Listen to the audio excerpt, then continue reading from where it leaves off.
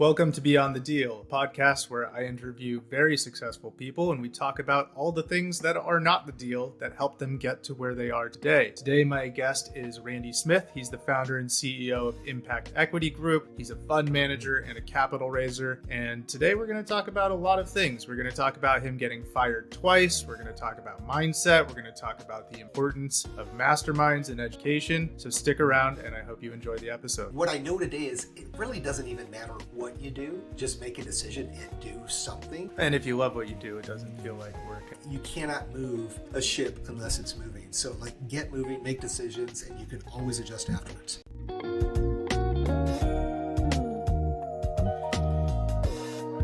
All right, Randy Smith, welcome to the podcast. Thanks so much for being here. Yeah, thanks so much, Michael, for having me on the show. Excited to be here with you. Absolutely. So we've actually known each other peripherally for a couple of years now, both being in Phoenix and being in the multifamily capital raising scene. So I'm very glad to have you on here. And, in the last year or two, you've joined GoBundance as well, which has been really awesome to see. So I'd like you to just start off by telling us, how did you get to where you are and what are you doing today? Yeah, gosh, that's how much time do we have? So we'll do the condensed version. So I'm a Midwest guy. I grew up in northern Michigan, really, really small town in northern Michigan. I think we had 4,000 people in our entire county. So very, very small. My parents owned a restaurant and I watched them kind of put their blood, sweat, and tears into a restaurant for like 20 years. And they ultimately ended up selling that restaurant for a loss when they finally sold it. And on the other side of the coin, my dad actually lived out in California, which is where I was born initially. And he worked for the LA County Sheriff's Department, but he started buying apartment complexes back in the 80s, like literally in Compton, really, really difficult, challenging areas. And as, working for LA County Sheriff's Department, he made decent money, but he didn't make amazing money. But by the time he retired, he was in a very different situation than my mom and stepdad were. And I kind of think like it was my kind of my rich dad, poor dad type of example where I got to see two very different lifestyles and the ultimate impact that real estate had on my dad's life. So I ended up going off to college and got into sales and spent 25 years in corporate America. At about 10 years or 12 years before I ended up leaving the W-2, I ended up getting laid off after spending 10 years with the company. And I remember at that time, I had not been involved in real estate at all other than my own primary residence. And although I had a severance, it got very, very scary as I was getting to the end of that severance period because I didn't really have any idea what the hell I was going to do at that point. As luck would have it, I found another job kind of in the nick of time and ended up spending another 10 or 11 years with another large Fortune 100 company. And this time I went a little bit different route. And then about 5 years into that career, I had started making very, very good money, started maxing out the 401ks and the IRAs, and I had additional capital. So now was my time when I decided to start investing in real estate. So started buying single family out of state. That seemed easy. It seemed like I knew it, like a lot of people do. And, fast forward a few years, we had a few units and figured out really, really quickly that this was not going to be scalable. There's no way I was going to replace $300,000, $400,000, $500,000 a year in income with that. And I decided to go the passive investing route. At that point, a couple of years passed from there. I ended up getting laid off once again, but this time it was a very different world because a very large portion of my monthly expenses were covered from my passive income and the dollars I had coming in the door through my other real estate investments. So I decided to go all in the real estate space. That's what I've been doing ever since. That's awesome. I think, we share that of coming from the sales background, I think, and how that kind of translates to ending up in real estate. That seems to be a common thread of everyone I speak to, as well as, at some point they saw the light of replacing their active income with passive income. And that's really kind of what I preach all day. It's not an instantaneous journey. It's something that takes time. But if you, put your money in the right place, invest and be patient with it, it always pays off. So that is just, I love to hear stories like this. And I love to hear that it all works, right? It all works. Absolutely. What we do is, it works. So tell us a little bit about what you have going on right now, because I know you are a capital raising coach as well. Yeah. So when I left the W-2, I ended up connecting with an operator that I had personally invested with quite a bit and decided to see if I could raise capital. and had quite a bit of success right out of the gates. And raised, I raised 800 grand, 8 something on my first deal, 900 on the next one, another 800, and impact equity was born essentially. So I very quickly kind of shifted into this full-time capital raising role. The goal was to partner with institutional quality operators, continue to improve upon my due diligence practices, and ultimately try to find 4 to 6 operators that I was putting all of my capital with, and then just share those deals with my investors as well. So fast forward, 2.5 years, we've brought about 13 million to projects. We've done 18 projects now. So we're bringing anywhere between 500 and $1.5 million to a deal. And found that a lot of people wanted to get on my calendar because I was having some success with capital raising. And the thought entered my mind that maybe I could actually make a few dollars doing that and help teach people how to do it right instead of all of the other shenanigans I see people doing out there. So I started coaching and consulting both new capital raisers that are just getting started, and then also kind of focusing on kind of these up and coming GPs that have big aspirations, but they don't have the tools and the systems and the processes in place to really scale the capital raise. So I'm helping 2 different types there. And it all ties back really nicely. Back in corporate America, I would move from role to role, and I would get very good at whatever it was I was doing, and then I would teach everybody else how to. Then I moved to a new role, teach everybody else how to do it. And I've essentially done the same thing in the entrepreneur space now. Yeah, and so, I mean, you actually kind of essentially answered my next question, but I wanted to ask you, in losing your last job and deciding to go into real estate full time, why was capital raising the avenue that you chose to do that? Why didn't you want to be an operator or, an asset manager? Why did you choose capital raising? Yeah, it's interesting. When I knew I wanted to do something in real estate, I wasn't quite sure what that would be. So I just, when I got laid off, it was a scary time. Again, like we had some money coming in the door, so it wasn't, we knew we were going to be okay, but I didn't know what that next chapter was going to look like. So fortunately, I was involved with a mindset community, and I had a one-on-one kind of mindset coach at the time. I'd already started to really see the benefit of the mastermind and being involved with a small group of people. So I just reached out to my network and got on everybody's calendar that I possibly could, and just kind of just tried to figure out, like, what is it that I should be doing? And the theme that I heard over and over and over again was everybody was struggling for capital. It seemed to align very well with my superpower of relationship building and sales and negotiation skills. And, I'm kind of a ready, fire, aim guy. So I decided, let's give this a shot. The opportunity presented itself where there wasn't a lot of downside if things didn't go well. So I jumped in and had some early success, and it's just been growing since then. Amazing. So you touched on something there that I'd love to dive into a little deeper, which is that you were already in a mastermind community before you got fired. Is that correct? So I was, and it's interesting. I have always read like the professional development books and kind of the self-help books. I've been a Tony Robbins guy since literally like 23, 24 years ago. I started buying Tony Robbins stuff. While I was driving around, going from meeting to meeting as a sales guy, I was listening to Jim Rohn, became like literally just, there was like a 10 CD set that I just like listened to for probably 5 years. So now I was spending a little bit of money on buying books and tape and CD programs, but I never actually paid money for coaching. I always relied on corporate America to train me up on whatever I needed to be trained on. But I never spent money on myself outside of books and CD programs. So in January, before the year I got laid off, I ended up committing, and I think it was only a few $100s a month to join this community. And I went to an in-person event. Like I was just on fire. I remember that January we went in and I had $100 million goal at work.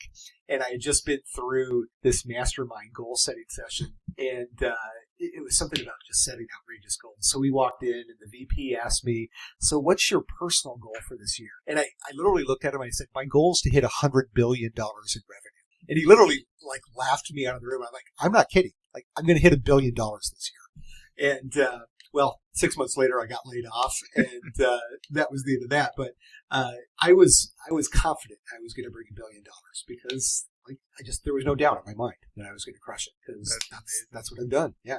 So, we are both two people who people pay us for coaching and mentorship and guidance and community, but we are also actively members paying other people for mentorship and guidance community. I think one of the things that is interesting as you climb the ladder of success, something that happens often actually is a bit of isolation. People don't expect this very often. Everybody always wants to cheer for you until you start doing better than, right? Yeah. And then, it becomes harder and harder to relate to other people around you. So both you and I joined GoBundance and Fully Funded. And can you talk a little bit about sort of the impact that these sort of ongoing masterminds have in your life and community? If it wasn't for those types of communities, I would be back working a W-2 job. No doubt in my mind.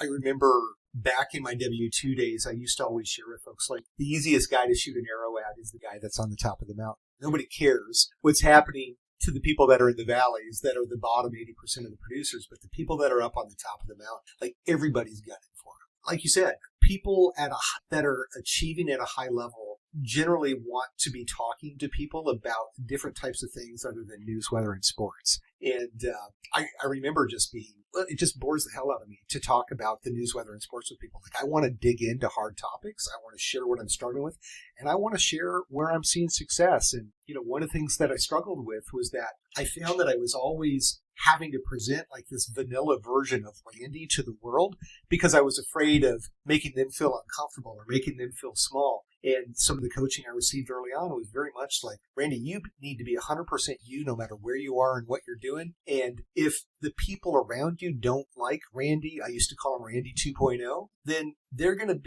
basically going to be repelled from it. But the type of community that you want and seek and desire, that will start to attract to you. And that's what I found in these communities where, people that are willing to spend $10, $15, $20,000 a year to get into a room, it's a different type of person that shows up there. They're less worried about what people think. They're more worried about performance and growing, and they're always rooting on and excited to see people succeed. Like, this idea of abundance where there is so much opportunity in the world that if people are like cutting hairs about chasing individual prospects or staying in their own lanes and worried about offending people from, taking investors and things like that, it's the wrong business for you because there's so much opportunity. There's like 10x of what I could ever possibly handle in my business out there and available to me. And those are the type of people I want to hang around. Absolutely. I could not agree more. And, on that vein, technically, you and I do the same thing, right? We do. But we do Absolutely. exactly the same thing. And here we are.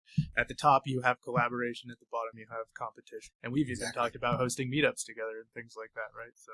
Well, that's the thing. It's like, I'm an open book with everybody. Like, literally, I will say, take anything that I'm doing and copy and paste it and use it any way you want. The reality is you and I have different networks, and there might be 3 to 5% crossover in our networks. And you know what? You can have that, Michael. But let's go out there and build something freaking amazing where we're like, our world's just going to get 10x the size that it is. So there's no sense in splitting hairs over just a few of the stragglers between us. So 100% agree. And this is all mindset thing, right? If you go into this thinking he's got my investor or whatever, however that applies to whatever business you're in, you're just setting yourself up. You're pushing yourself back.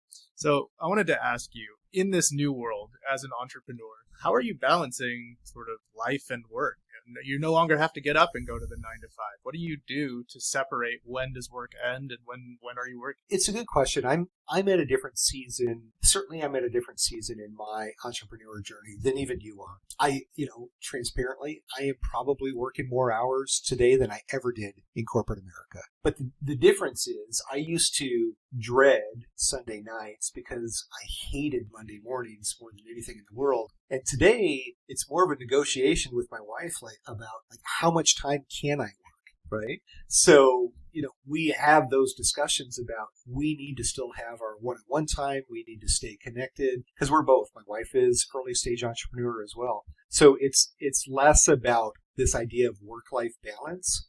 To me, I know I've got to put a season in where I'm going to bust ass for 3, 6, 9 months, couple of years, 5 years, but the payoff's going to be huge on the back end. And quite frankly, I don't have a desire to do this 4-hour work week thing that I hear people talk about. Like, I really enjoy working. I enjoy what I do. It's less important to me to have like a clearly defined 8 to 5 schedule. I more so want to get the job done that needs to get done so I can be there and available for my investors and for my coaching and consulting clients as well. And if you love what you do, it doesn't feel like work. And I can heavily relate to that. As many of our listeners will know, I just got back from traveling the world for a year, and I was doing the, only work as much as I absolutely had to for a little bit there, but I was also traveling the world. And since I've gotten back, I go to bed, I'm thinking about work. I wake up, I'm thinking about work, but it's fun because I'm building something and I love building, and I wake up and it's just like all I want to do, right? You got to make time for yourself and your wife and your family, but if you enjoy it, then who's to say it's a bad thing, right?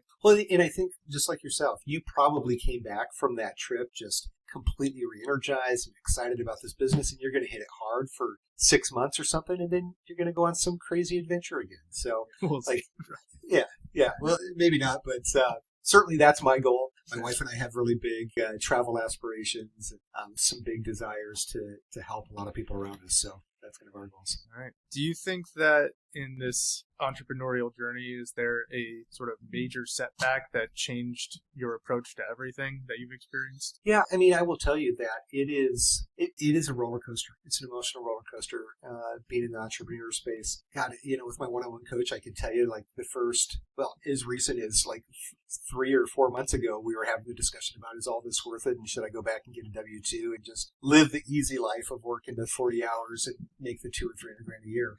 So, that kind of ties back to this idea of being in communities with people that are having the same type of struggles that can help you see beyond, the challenges that are right in your face and see the broader picture. But yeah, I mean, there's been a lot of setbacks. There's been challenges. There's been deals that have gone bad. There have been deals that we have investors in that haven't gone as planned. We've had to have hard conversations there. And, probably the biggest thing is the humility that I've had to have in that, like, I came into this space thinking that I knew quite a bit about it in the passive investment space. And what I found out since joining some of these communities is that I'm really just at the beginning of my education phase here. Yes, I've learned a ton over the last 5 to 7 years doing this, but there's still so much more to learn. And I need to continue to refine my game, sharpen the saw, and become as skilled as possible because I'm taking investor capital. I need to be a good steward of those dollars. Yeah. And, when we, both of us, really got into this industry of multifamily, we've witnessed the pandemonium of COVID and what happened. People were buying deals left and right and overpaying for everything, and you couldn't even get a loan, and it was just wild. Bridge debt on everything because there was no Fannie and Freddie and all this kind of stuff. And then, boom, overnight, July 2022, everything just total stop, right? Yeah, which is right when I got laid off and started my business was June of 22. So yeah, exactly. So you've seen it all, right? You've seen it from the passive side and then got into it at the active side, right when everything, heat died out, right? So it's been a wild ride, just even in these last few years alone, in the world of real estate, in the world of raising funds, in the world of multifamily. But being in these communities, like GoBundance, for example, you get to talk to guys, be around guys who've been like, oh yeah, I remember 2008 and I got crushed and here I am and it's fine. Granted, 2008, I was just graduating high school, so that wasn't for me. I wish I was buying real estate then. So anyway, I'd like to ask you, moving forward, what do you plan on doing with this? If you're not going to give up, if you're not going to go back and go to a W-2, what does the future look like for Randy? Yeah, so for me, kind of the plan is very similar to what it was when I first launched this. I landed in this space of capital raising, and I think I'm going to stay in this space and continue to refine the business. The goal is to be able to provide diversification to my investors and ultimately have 5 or 6 operators that I work with to provide diversification and folks that I watch very, very closely. Now, what's been exciting is this new emergence of this coaching and consulting. And honestly, it's a marketing agency that's in development. And it was just by chance that I fell into this space. But when I look back and I went to college. I went to college for marketing. I love marketing. I love advertising. I love all of those things. So I'm feeling the flow and I'm feeling the juice when I'm getting to work with my clients and consultants in this space. And I think I'm going to see that become a bigger and bigger part of what I'm doing. But the capital raising will always be like, that's the long-term play. That's the long-term wealth generator. And the marketing agency will certainly keep me busy and bring some dollars in the door. And I think I'll be able to provide good value to my clients in doing so.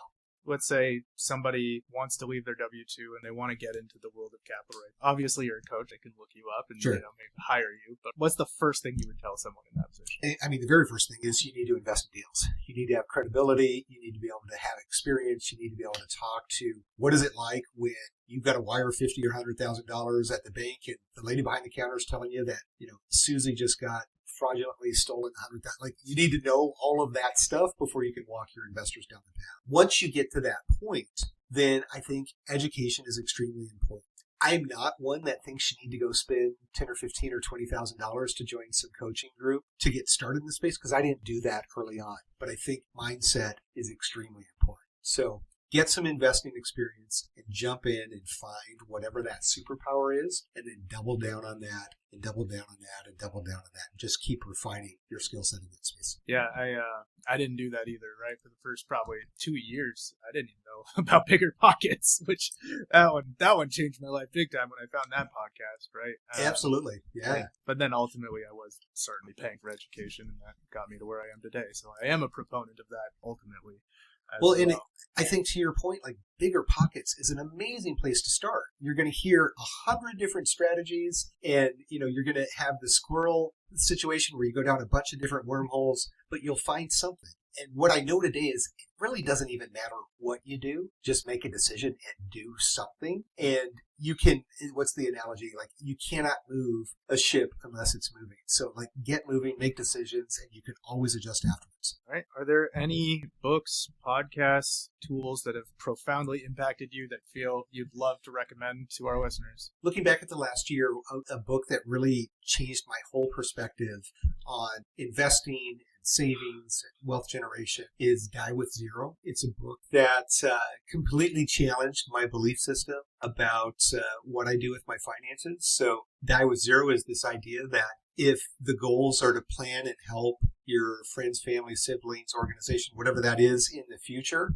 like, do it today. Like, spend the money on the experiences, because there's a return on experience as well. And there's nothing better than being able to look back and talk about amazing vacations with your family and your spouse and your kids. And like, those are the type of gifts that I want to give my family. And I don't want to have to wait until I die to give them that. So let's spend our money. I think this idea of creating stacks of cash and sitting on it and hoping to die with millions of dollars, that's a scarcity mindset. The abundance mindset would say, go out there and spend the money and enjoy the money that you have and help the people you want to help and create the experiences you want to create. And we have all the opportunity in the world to make more money. Absolutely love that. Last question. Where can our listeners go to find out more about you? Yeah, so the website's impactequity.net. I spend a lot of time on LinkedIn under Randy Smith. And, of course, I've got a free giveaway for due diligence on my website. And I am doing a lot more around the coaching and capital raising. So you'll see me on those channels as well. Perfect. Thanks so much, Randy. Thank you for being here. Thank you.